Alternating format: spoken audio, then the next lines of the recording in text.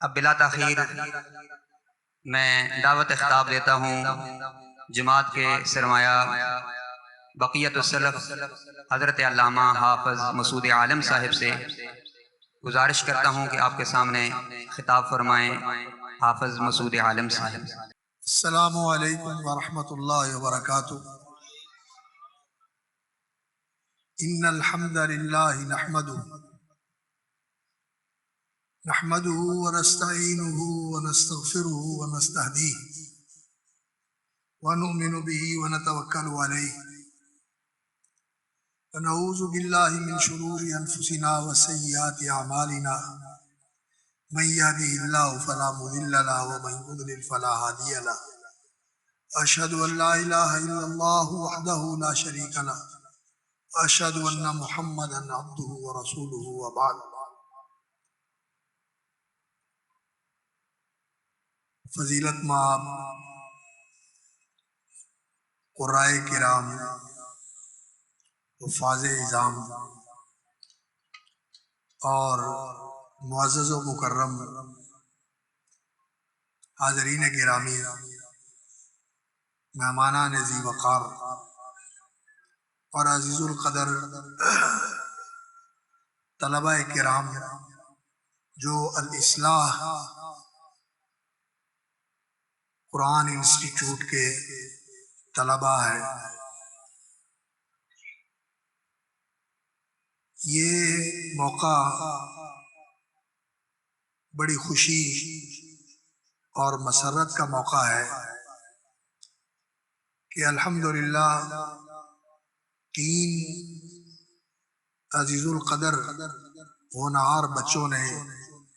حفظ قرآن کی سعادت حاصل کی ہے۔ ان کی اور ان کے والد کی عزت افزائی کے لیے یہ تقریب سعید منعقد ہوئی، اور اس میں آپ حضرات نے قرآن مجید کی تلاوت بھی سنی، اور اس ادارہ الاصلاح قرآن انسٹیٹیوٹ کے طلباء کے خطابات بھی سنے۔ محترم مکرم جناب قاری سرور صاحب کی لگن اور ان کی محنت، اور محترم قاری نعیم صاحب جو اس ادارے کے ساتھ وابستہ ہے، ان کے خلوص اور ان کی محبت کا یہ ثمر ہم نے دیکھا، جس سے دل بہت خوش ہوا، آنکھیں ٹھنڈی ہوئی، روشن ہوئی۔ اللہ رب العزت اس چمن کو ہمیشہ سرسبز و شاداب، آباد اور ثمربار رکھے، اور اس کو برکت اور ترقی عطا فرمائے۔ حقیقت یہ ہے کہ یہ دینی مدارس اور یہ قرآنی انسٹیٹیوٹ، معاہد بچوں کی تعلیم کے لیے یہ اسلامی معاشرے کی پہلی درسگاہ ہے۔ اس کو صحابہ کے اور تابعین کے دور میں کتاب کہا جاتا تھا، جہاں بچے کو لکھنا پڑھنا سکھایا جاتا تھا۔ اور ہمارے اسلامی معاشرے کے اندر مائیں بھی قرآن مجید کا کچھ نہ کچھ حصہ حفظ کیے ہوئے ہوتی تھی، اور لوگوں کے اندر بھی یہ رجحان تھا کہ وہ نماز کے اندر تلاوت کرنے کے لیے کچھ نہ کچھ قرآن مجید یاد کرتے تھے، اور بڑی کثرت کے ساتھ لوگوں کو قرآن یاد ہوتا تھا۔ تو بچے کو جب بولنا آتا تھا تو اس کو قرآنی کلمات یاد کروائے جاتے تھے، دعائیں یاد کروائی جاتی تھی، اور کلمہ یاد کروایا جاتا تھا، کلمہ توحید، کلمہ تمجید، کلمہ طیبہ، یہ کلمات یاد کروائے جاتے تھے، دعائیں یاد کروائی جاتی تھی۔ اور جب بچہ ذرا باشعور ہوتا تھا اور لکھنے پڑھنے کی سٹیج تک پہنچتا تھا تو قرآنی مکتب قرآنی میں اس کو داخل کیا جاتا، جہاں وہ لکھنا سیکھتا، اور لکھنے کی ابتدا ان کی قرآن مجید سے ہوتی تھی۔ قرآن سے ابتدا ہوتی تھی پڑھنے کی، اور جو پڑھتے تھے اس کو لکھتے تھے، اور وہ بھی قرآنی ہوتا تھا، کیونکہ اللہ رب العزت کا حکم یہ ہے اقرأ بسم ربک، پڑھ اپنے رب کے نام کے ساتھ۔ اور پڑھنا کیا ہے؟ پڑھنا قرآن ہے۔ تو قرات لکھنے اور پڑھنے کی ابتدا قرآن سے ہوتی تھی، اور یہ مسجدیں قرآنی درسگاہیں ہوتی تھیں، اور ان میں بچوں کو تعلیم بھی دی جاتی تھی اور ساتھ ساتھ تربیت بھی کی جاتی تھی۔ مجھے بڑی خوشی ہوئی کہ اس ادارے کا نام الاصلاح قرآن انسٹیٹیوٹ ہے، یعنی الاصلاح قرآنی تعلیم گاہ، الاصلاح قرآنی درسگاہ۔ اور یہ انسان کی اصلاح کے لیے قرآن مجید اللہ رب العزت نے دستور حیات نازل فرمایا۔ قرآن ہے ہی انسان کی اصلاح کے لیے، اس کا مقصد تنزیل اللہ رب العزت نے اسے نازل ہی اس لیے کیا ہے کہ انسان سدھر جائے، سنور جائے، اور ایک صحیح انسان بن جائے جو اس دنیا کے اندر بھی اصلاح و احسان کا علم بردار ہو، جو کام کرے مصلحانہ کرے، اور جو کام کرے حسن کا اور احسان کا مظہر ہو۔ اللہ رب العزت نے یہ قرآن اس لیے دستور حیات بنا کر نازل فرمایا ہے، اور اسے زندگی کا نظام اور دستور بنایا ہے، اور بچے کو یہیں سے تعلیم دی جاتی ہے۔ اور آپ اس بات سے باخبر ہیں کہ اسلام جب پہلی صدی کے اندر اور دوسری صدی کے اندر پھیلا تو جن جن ملکوں میں اسلام گیا وہاں قرآن کی زبان بھی گئی، قرآن بھی گیا اور قرآن کی زبان بھی گئی۔ یہ افریقہ کے ممالک، یہ مصر، یہ شام، اور اسی طرح یہ آگے کے لیبیا، سوڈان اور الجزائر، تیونس، مراکش، یہ ملک ان کی اصل زبان عربی نہیں تھی، ان کی اصل زبانیں بربری اور افریقی زبانیں تھیں، لیکن انہوں نے قرآن کے آنے کے بعد قرآن کی زبان بھی سمجھ لی، جان لی اور سیکھ لی اور اپنا لی، اور قرآن مجید کو بھی اپنا لی۔ اب بڑے بڑے قاری جو ہیں وہ ان علاقوں کے اندر، سوڈان کے اندر، مراکش کے اندر، تیونس کے اندر، الجزائر اور لیبیا کے اندر، اور مصر کے اندر، تو مصر کی بھی اپنی زبان قبطی زبان تھی، کتنے بہترین قرآن پڑھنے والے لوگ ہیں۔ لیکن بر صغیر میں یہ ہوا کہ یہاں کے لوگوں نے اسلام تو قبول کیا لیکن قرآن کی زبان قبول نہیں کی، اپنی اپنی زبان رکھی۔ تو ان علاقوں میں تو قرآن مجید کی زبان بھی لوگ سیکھ چکے تھے تو قرآن مجید کو سمجھتے تھے۔ تو اب جو قرآن مجید ہم پڑھاتے ہیں، ان بچوں کو تعلیم دیتے ہیں، یاد کرواتے ہیں، تو اب یہ رجحان الحمدللہ متعارف ہو رہا ہے کہ بچوں کو ساتھ ساتھ قرآن مجید کا ترجمہ بھی پڑھایا جاتا ہے، تاکہ بچے قرآن سمجھے بھی کہ ہم پڑھتے کیا ہے۔ قرآن ہدایت ہے، رہنمائی ہے، یہ زندگی کا دستور ہے، یہ زندگی کا نظام حیات ہے، اس کے مطابق زندگی گزارنی ہے۔ تو اس کا ترجمہ پڑھنا چاہیے، پڑھانا چاہیے، سکھانا چاہیے۔ چلو کم از کم یہ تو ہونا چاہیے کہ بچے جو قرآن مجید پڑھنے کے لیے آتے ہیں، قرآن کے مطابق، جیسے قرآن مجید عقیدے کی اصلاح کرتا ہے، ان کے عقیدے کی اصلاح کرتا ہے۔ قرآن مجید جیسے اعمال کی اصلاح کرتا ہے، ان کے اعمال کی اصلاح کرتا ہے۔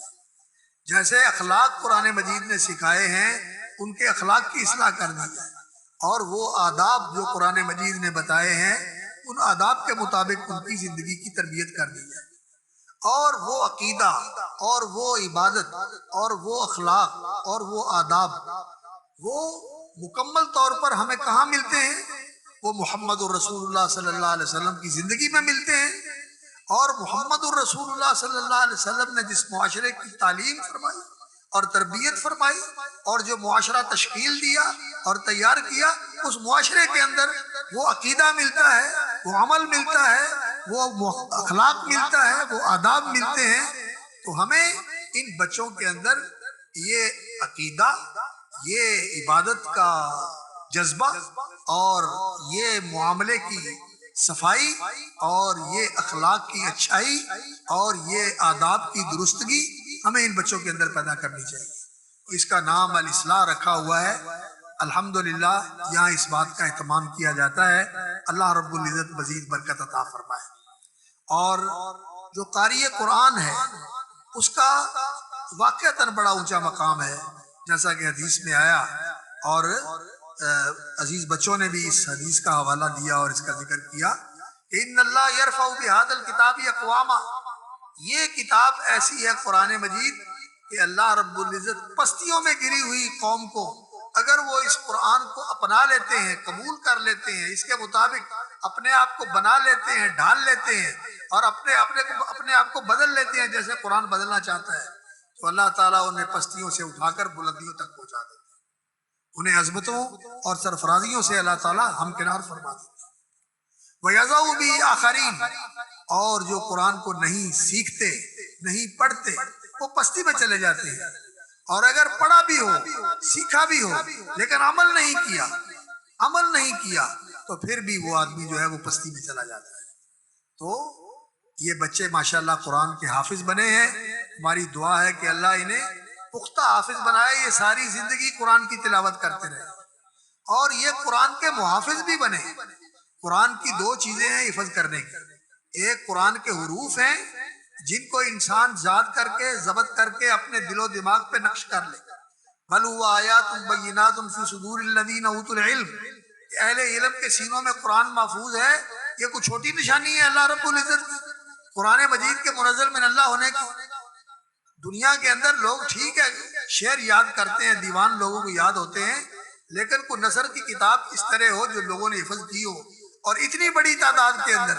کہ لاکھوں نہیں کروڑوں لوگ جو ہیں وہ قرآن مجید اپنے سینے کے اندر محفوظ کرنے والے ہوں، اور پھر ایسا ضبط ہو ان کا اور ایسا اتقان ہو کہ وہ شروع سے لے کر آخر تک قرآن پڑھ جائیں اور کہیں ان کے اٹکاؤ نہیں آتا۔ ایسے قرآن کے ضابط اور حافظ الحمدللہ مسلمانوں کے اندر موجود ہیں۔ تو قرآن کا ضبط و اتقان بھی یہ مطلوب ہے، یہ حفظ الحروف ہے، اور اس کے ساتھ عزیزان گرامی قرآن کی حدود اور قرآن کے احکام کی بھی حفاظت۔ قرآن کا حکم ہے اللہ اکبر کہ اقیم الصلاۃ، نماز کی پابندی کرو، تو آپ نے اپنی پوری زندگی کے اندر نماز کی پابندی کرنی ہے، نماز کا اہتمام کرنا ہے، با جماعت نماز پڑھنا۔ قرآن مجید کا حکم ہے وَلَا تَقْرَبُوا الْفَوَاحِشَ مَا ظَهَرَ مِنْهَا وَمَا بَطَنَ، کسی بے حیائی اور برائی کے قریب نہ جاؤ، جو چھپی برائی اور بے حیائی ہے یا کھلی بے حیائی اور برائی ہے اس کے قریب نہ جاؤ۔ اس لیے آپ نے اپنے آپ کو پاکیزہ رکھنا ہے، اپنی سوچ کو، اپنی نظر کو، اپنے وجود کو، اپنے خیالات کو، اپنے اعضاء کو پاکیزہ رکھنا ہے۔ جو قرآن کی حدود ہیں، تلک حدود اللہ، وہ اللہ نے جو محرمات بیان کیے ہیں سورۃ الانعام کے آخر میں، اللہ رب العزت نے تعالوا واتلوا ما حرم علیکم ربکم، اللہ نے جو پابندیاں لگائی ہیں وہ تمہیں بتاتا ہوں، تو وہ پابندیاں جو ہیں ان کی پاسداری کرنا اور ان کو پورا کرنا اور ان کا لحاظ کرنا اور ان کی پابندی کرنا یہ ضروری ہوتا ہے۔ قرآن کے احکام اور قرآن کی حدود کی حفاظت کرنا، اور اس طرح قرآن کے الفاظ اور قرآن کی حدود کی حفاظت کی جائے تو یہ قرآن پھر ایسا ساتھی بنتا ہے کہ زندگی کے اندر بھی انسان کے اللہ اکبر دل و دماغ میں اور انسان کے روح و بدن میں اللہ رب العزت کی طرف سے نور آ جاتا ہے، انسان کی زندگی نورانی زندگی بن جاتی ہے، اور یہ قرآن انسان کی قبر میں بھی نور بن جائے گا، اور پھر جب انسان قبر سے نکلے گا تو قرآن مجید اس کا ہاتھ پکڑ کے اللہ کی بارگاہ میں لے جائے گا۔ حدیث میں آتا ہے، مسند احمد کی صحیح حدیث ہے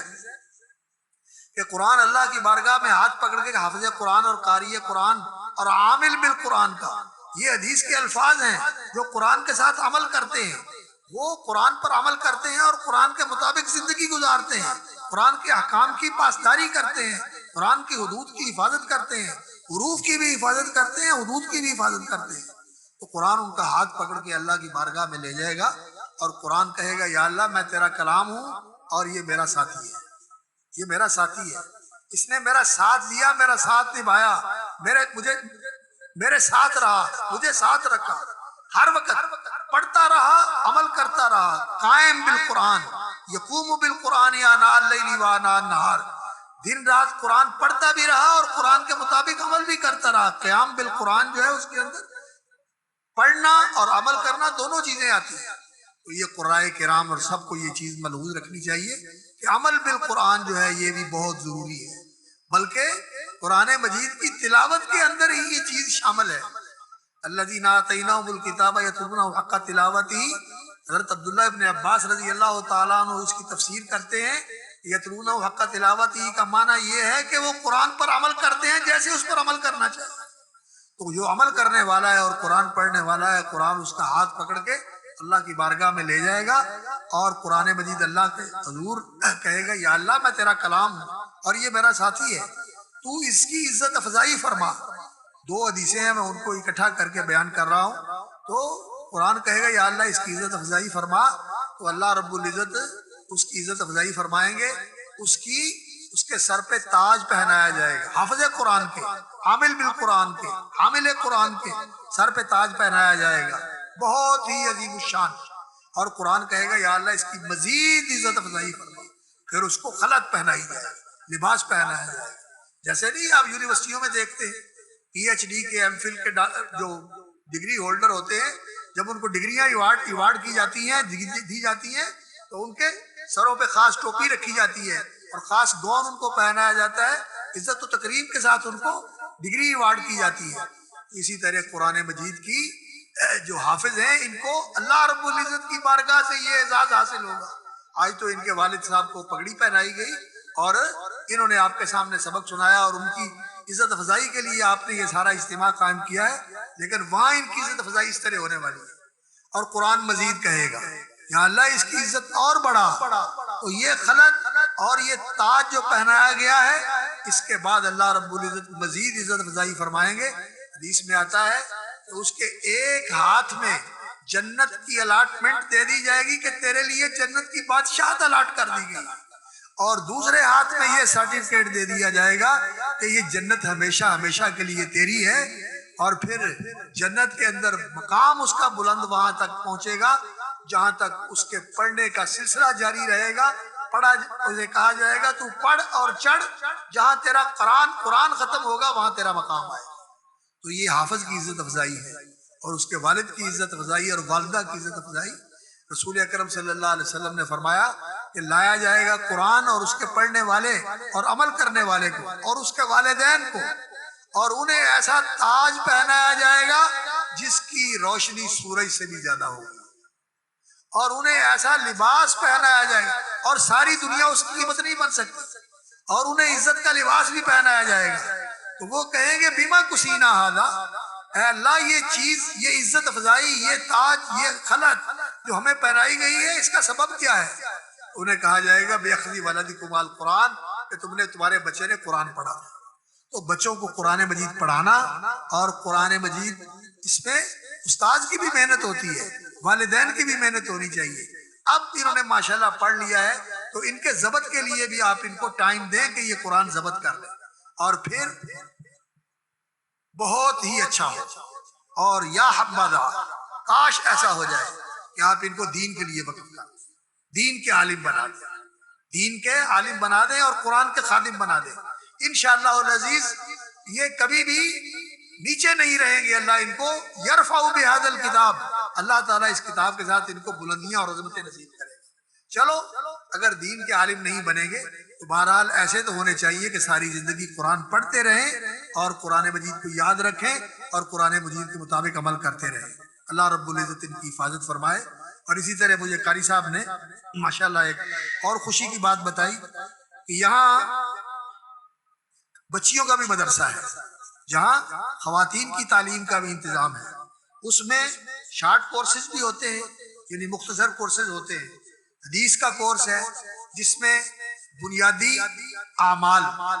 وضو کا طریقہ، طہارت کا طریقہ، نماز کا طریقہ اور بنیادی اخلاق اور آداب وہ سکھائے جاتے ہیں۔ اور اسی طرح تجوید، تصحیح قرآن، قرآن کے تلفظ کی صحت اور اس کی ادائیگی کی درستگی اور اس کو صحیح طریقے سے پڑھنا، اس لیے کہ قرآن اللہ کا کلام ہے۔ یہ نہیں کہ جیسے تیسے منہ میں آیا پڑھ دیا، جیسے غلط سلط سنا اسی طرح پڑھ دیا، نہیں، یہ قرآن اللہ کا کلام ہے، اس کی تعظیم کا اور اللہ رب العزت کے اجلال کا تقاضا ہے کہ اس کو صحیح اور درست طریقے سے پڑھا جائے۔ اور خاص طور پر خواتین میں یہ کمزوری ہوتی ہے کہ کسی خاتون سے پڑھا ہوتا ہے قرآن اور پھر اس طرح پڑھتی رہتی ہے۔ تو تجوید کا کورس بھی ہے، اور ترجمہ تفسیر جو ہے 1.5 سے 2 سال کے اندر قرآن مجید کے ترجمے سے گزر جاتے ہیں اور اس کی مختصر تفسیر پڑھا دیتے ہیں۔ اور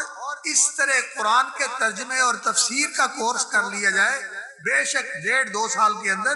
اس سے انسان کو روشنی ہو جاتی ہے۔ یہ توہم پرستیاں، یہ اندھیرے جن کے اندر ہم زندگی بسر کر رہے ہیں اور ٹامک ٹوئیاں مارتے پھرتے ہیں، کوئی کسی کو سمجھتا ہے کہ یہاں سے بگڑی بنتی ہے، کوئی کسی کو سمجھتا ہے کہ یہ قسمت سوار دیتا ہے، کوئی یہ سمجھتا ہے کہ یہاں سے اولاد مل جاتی ہے، یہاں سے رزق میں برکت ہو جاتی ہے، یہاں سے کاروبار کی بندش ختم ہو جاتی ہے، یہاں رشتے کے اندر جو رکاوٹ ہوتی ہے دور ہو جاتی ہے۔ کبھی کسی عامل کے پاس جاتے ہیں، کبھی کسی شعبدہ باز کے پاس جاتے ہیں، کبھی کسی نعوذ باللہ جادوگر کے پاس جاتے ہیں، جیسے لوگ بیٹھے ہوئے ہیں اور ان کے پاس جا جا کے لوگ کہتے ہیں کہ جی ہمارا یہ مسئلہ حل کر دو۔ میرے بھائیوں، مسئلے سارے اللہ حل کرنے والا ہے۔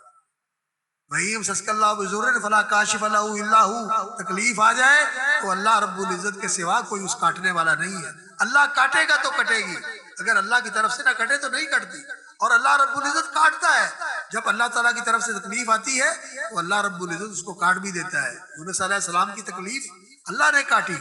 حضرت یعقوب علیہ السلام کا دکھ اللہ رب العزت نے دور کیا، اور اللہ رب العزت نے کس طرح ان کو کہاں سے اٹھایا اور کہاں پہنچا دیا۔ یوسف علیہ السلام کو اللہ رب العزت نے جیل سے نکالا اور تخت پہ پہنچا دیا۔ یہ قرآن مجید پڑھنے سے انسان کو ہدایت ملتی ہے۔ یہ شرک کے اندھیرے، یہ بدعات کے اندھیرے، ان سے نکلنے کے لیے ان شارٹ کورسز میں حصہ لینا چاہیے، اور اس کے علاوہ وفاق المدارس کے امتحانات کے لیے بھی تیاری وغیرہ کرواتے ہیں، اور وہ امتحانوں میں بھی شریک ہوتی ہے بیٹیاں۔ بیٹیوں کی تعلیم اور تربیت بھی بہت ضروری ہے بیٹوں کے ساتھ۔ کیوں؟ اس لیے کہ ماں اگر پڑھی لکھی ہو، پڑھی لکھی سے دین کی خبر ہو،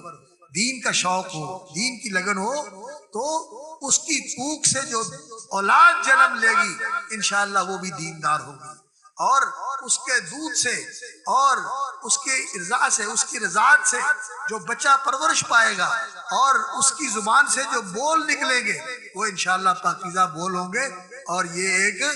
نیک نسل اور نیک اولاد تیار ہوگی۔ اس لیے بچیوں کی تعلیم و تربیت کے اوپر بھی توجہ دینی چاہیے۔ میری دعا ہے اللہ رب العزت اس مسجد کو، مسجد طیبہ کو، اور اس کے جملہ معاونین اور منتظمین کو، اور بالخصوص قاری نعیم صاحب اور ان کی فیملی،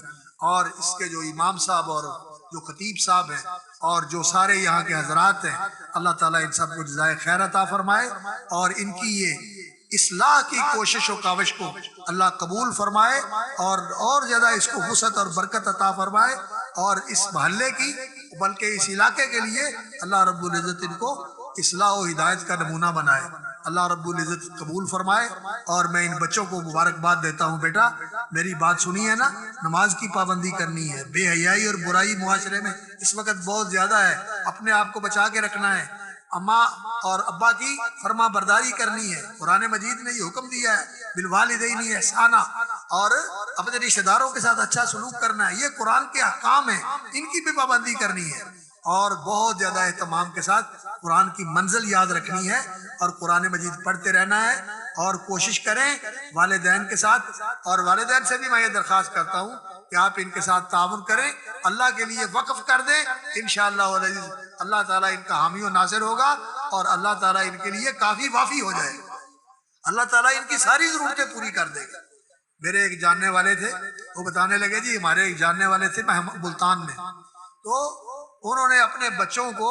کسی کو کون سا کورس کروایا، کسی کو کون سا اسپیشل جو ہے نا ڈپلوما کروایا، کسی کو کیا، اور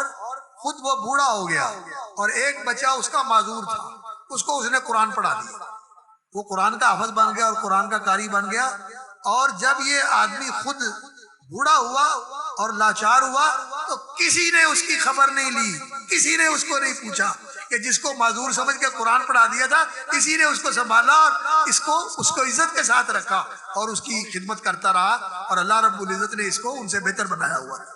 تو قرآن مجید کی برکت سے اللہ رب العزت دنیا بھی اچھی کر دیتا ہے، آخرت بھی اچھی کر دیتا ہے۔ ربنا آتنا فی الدنیا حسنہ وفی الآخرۃ حسنہ وقنا عذاب النار۔ حضرت عبداللہ ابن عباس کہتے ہیں فی الدنیا حسنہ یہ ہے کہ انسان کو اللہ تعالیٰ علم و معرفت نصیب فرمائے،